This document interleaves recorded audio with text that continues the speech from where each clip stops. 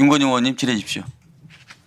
네, 시간 멈춰주시고 경호 측 김대경 본부장님 발언석으로 나와주시.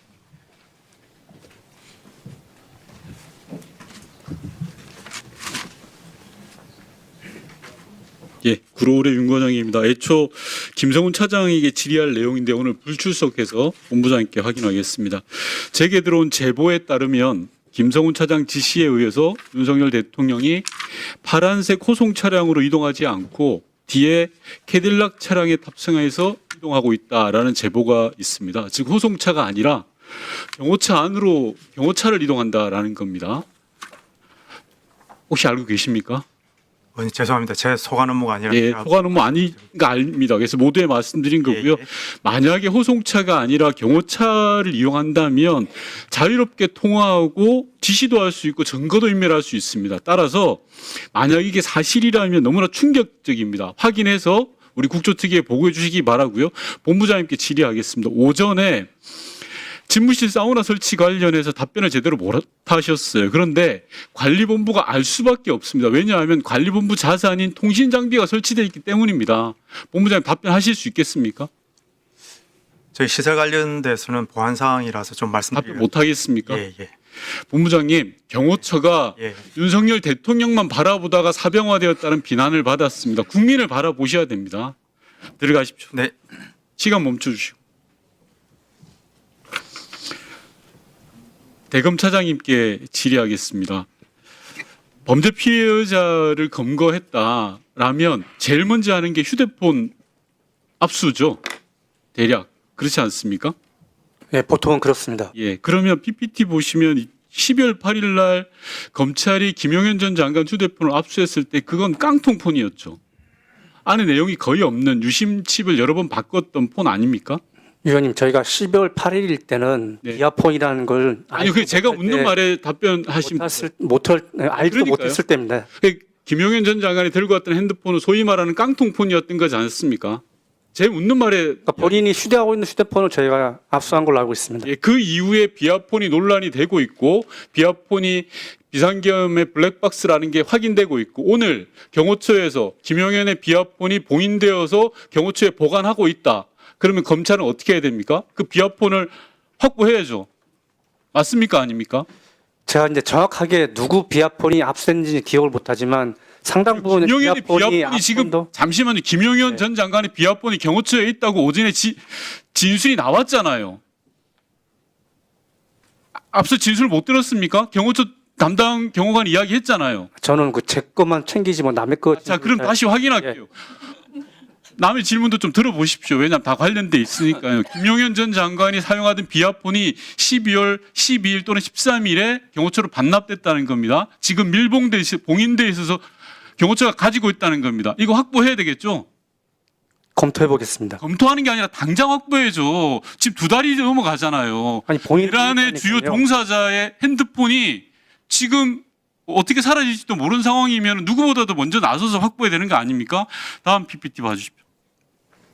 앞서 몇몇 의원님 질의하셨는데요. 김성훈 차장의 1차 구속영장 때는 당연히 비아폰 기록 삭제 내용이 없었습니다. 그런데 2차에는 저렇게 들어가 있는 거 아시죠? 직권남용으로 해서 비아폰 기록 삭제라는 부분 기억 확인하십니까 이거?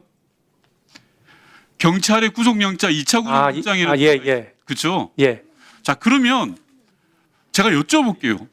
그 1차 영장에는 체포영장 방해만 돼 있었고요. 예, 맞습니다. 2차 2차에 영장에는, 아마 비아폰 기록 삭제에 대한 부당 지시가 들어가 있었을 겁니다. 직권남용으로 맞죠? 2차에 들어 있습니다. 예, 2차에 들어가 있는데 제가 여쭤볼게요. 예. 구속영장을 청구하는 가장 큰 이유가 증거인멸을 막는 거 아닙니까? 본인에 대한 범죄 사실에 대한 증거인멸 막는 겁니다. 그러니까요. 예. 본인에 대한 증거인멸.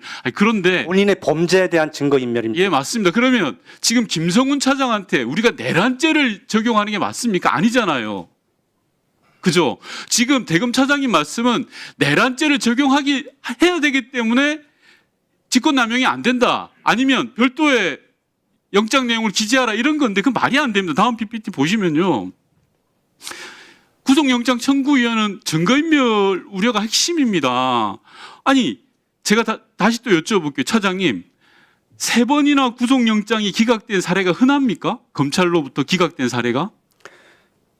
그 사례가 흔한지만 말씀해 주십시오. 경찰에서 저렇게 3번 영장하는 것도 굉장히 흔한 그러니까요. 건 아닙니다. 계속 기각을 하니까 영장을 청구하겠죠. 기각한 사례가 흔치 않죠. 그러니까 흔치 않잖아요. 예, 그럼 또 하나 여쭤볼게요. 김성훈 차장이 구속에 이르는 범죄가 아니라고 지금 대검 차장님 생각하십니까? 저희가 판단할 땐 그랬습니다. 1분만 주시면 예, 마무리해주세요. 예. 대검 차장님 보시기에는 구속에 이르는 정도의 범죄가 아니다라는 거죠. 그게 심각한 상황에 대한 판단 미스고 인식의 오류인 겁니다. 그게 말이 됩니까 지금?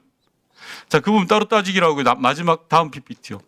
앞서 차장께서는 문건을 봤는데 문건의 내용이 보안성 강화라고 되어 있다. 2번 보시면 됩니다.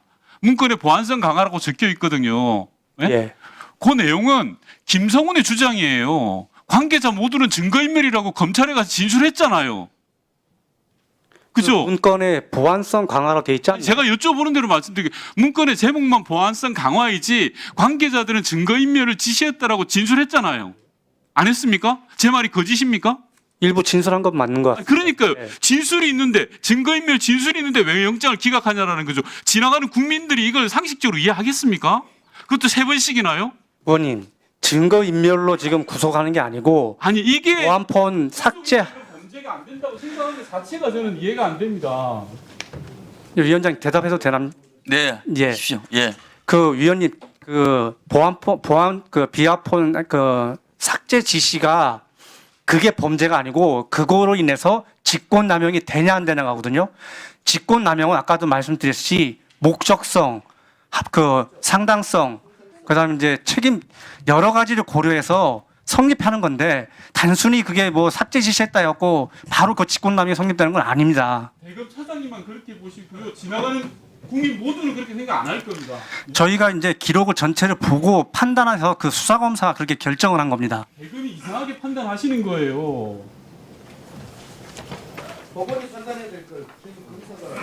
네.